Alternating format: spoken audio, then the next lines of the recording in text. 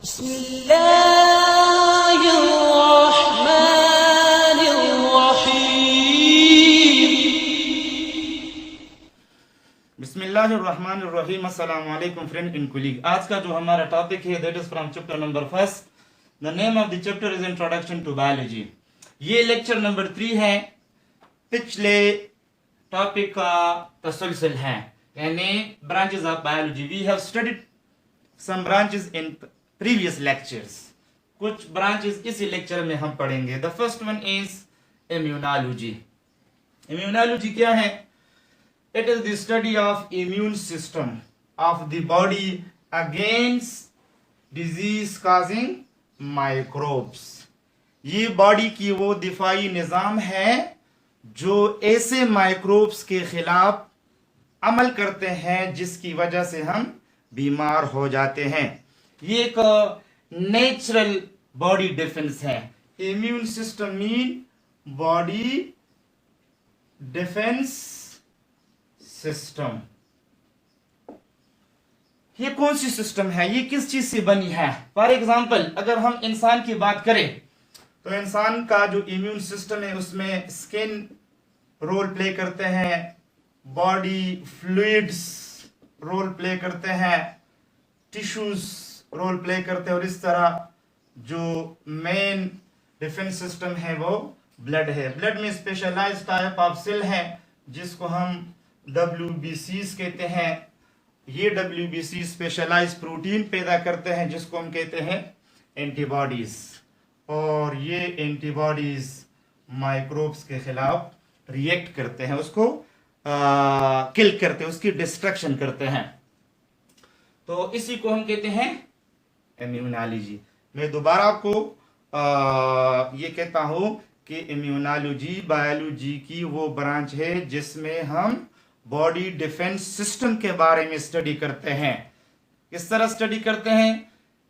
ताकि हम ये समझ सके कि ये किस तरह माइक्रोब्स के खिलाफ अमल करते हैं। इसमें हम बॉडी डिफेंस सिस्टम स्टडी करते हैं अगेंस्ट माइक्रोब्स। Number 2 entomology. एंथामो ग्रीक लफ्ज है, एंटमस से निकला हुआ है जिसका मतलब है इंसेक्ट। सो हम डिफाइन करते हैं entomology, it is the study of insect. Insect आप जानते हैं हशरात को कहते हैं। It is a diverse group of animals.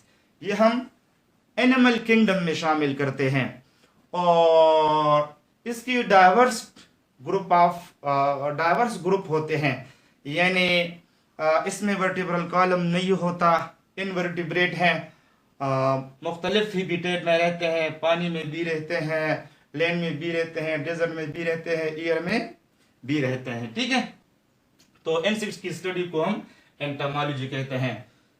Number next genetics. Genetics क्या है?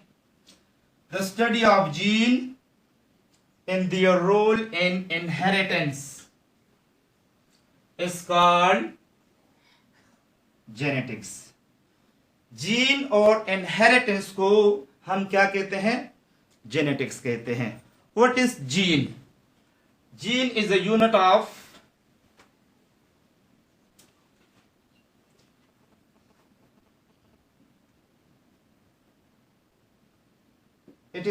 Of inheritance. ये इनहेरिटेंस का यूनिट है। ठीक है, इनहेरिटेंस किसको कहते हैं?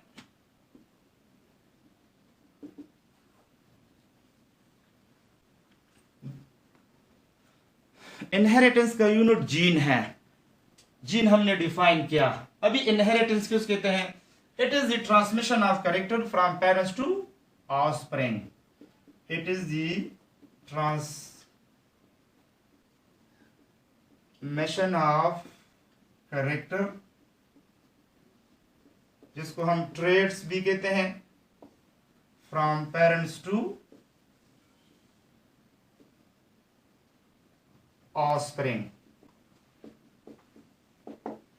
वालिदैन से जो खुसूसियात बच्चों को मुंतकिल होती हैं, इसी प्रोसेस को हम इनहेरिटेंस कहते हैं। और ये खुसूसियात वालिदैन से बच्चों को कौन लाता है? जीन लाता है, जीन। जिनका काम है करेक्टर लाना वालिदैन से। Next, biotechnology. It deal with the practical application of living organism to make substances for the welfare of human being or mankind। Biotechnology में हम लिविंग ऑर्गेनिज्म को यूज करते हैं इंसान के फलाह और बहबूद के लिए। यानी लिविंग ऑर्गेनिजम्स की जो प्रोडक्शन है, वो जो सब्सटेंस पैदा करते हैं, वो सब्सटेंस फिर हम यूज करते हैं, हम इस्तेमाल करते हैं। इसकी बहुत ज्यादा एग्जाम्पल हैं। हम एक एग्जाम्पल लेते हैं। For example,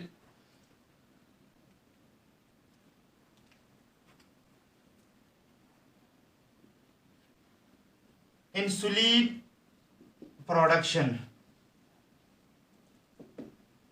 human growth hormone,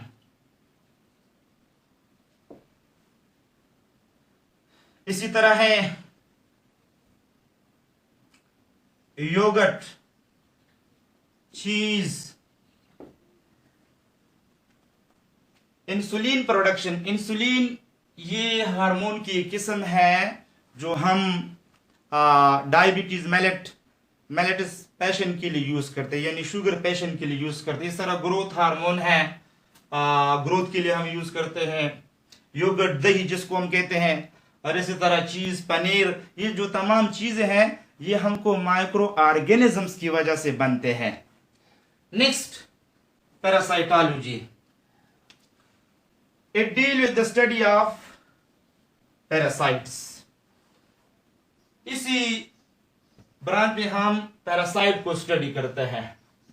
parasite, what is parasite? The study of parasite is called parasitology. Parasite क्या है?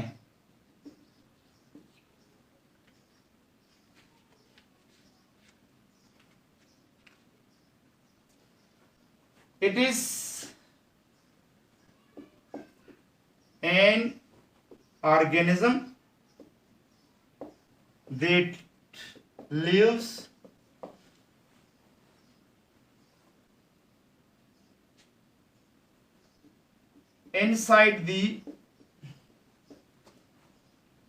inside or outside the other living organism।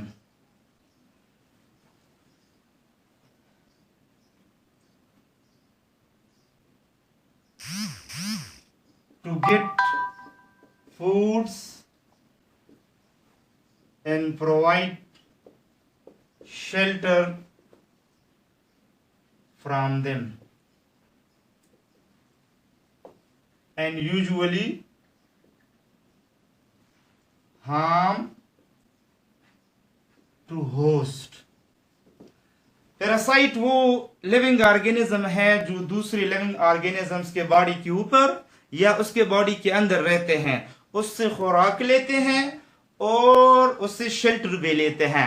यानी ये रहने का जगह है पैरासाइट के लिए, और आम तौर पर जनरली होस्ट को नुकसान भी देते हैं।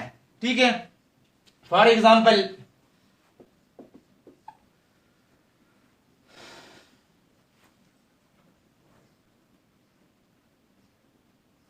इसी तरह बैक्टीरिया, डिफरेंट बैक्टीरिया हमारी बॉडी में रहते हैं। कुछ बैक्टीरिया जिसको हम नॉन पैथोजेनिक कहते हैं वो हमको डिजीज काज नहीं करते, और कुछ बैक्टीरिया को हम पैथोजेनिक बैक्टीरिया कहते हैं जिसकी वजह से हमको डिजीज होती है, चाहे पैथोजेनिक है चाहे नॉन पैथोजेनिक है। ये एक पैरासाइट है हमारे के लिए। इसी तरह हेडलाइस, जुआ जिसको हम कहते हैं, वो हमारे सर में रहते हैं, तो हमारे सर के स्किन से खून जो है ना वो सक करता है, तो इसी की वजह से हमको नुकसान होती है। तो हेडलाइस ये एक पैरासाइट है ये हमारे बॉडी के ऊपर रहते हैं, यानी हमारे हेड रीजन में रहते हैं, हमसे ब्लड को सक करते हैं, तो हमसे खुराक भी लेते हैं और हम उनके लिए शेल्टर भी प्रोवाइड करते हैं। तो हेडलाइंस एक पैरासाइट है। Next, socio biology. It deals with the study of social behaviour of animals that make a societies.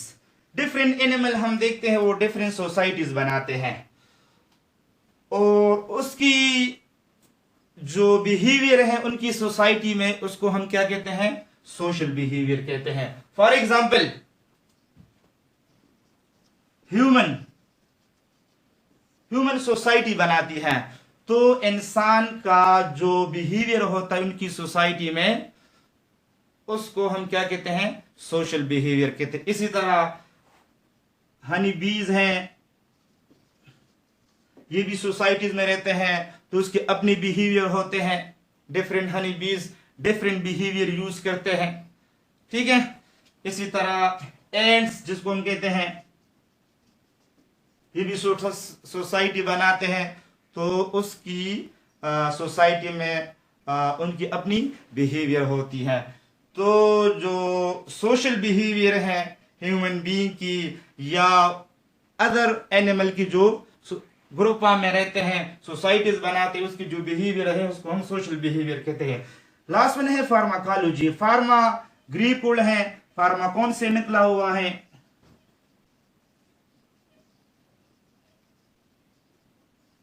जिसका मतलब है drugs. It is the study of drugs, bracket में हमने लिखा है medicine, in their effect on the system of the human body. Drugs की study को हम फार्माकोलॉजी कहते हैं। ड्रग्स अगर हम देखें, इसी ब्रांच में हम ड्रग्स की बनावट, सिंथेसिस, बॉडी के ऊपर उसकी effect, biochemical changes in our body drugs की वजह से, ये जितनी भी चीजें हैं रिलेटिंग टू ड्रग्स, ये इसी फील्ड में हम स्टडी करते हैं। आज के लिए इतना ही, इंशाल्लाह पढ़ेंगे next time, next lecture. Thank you.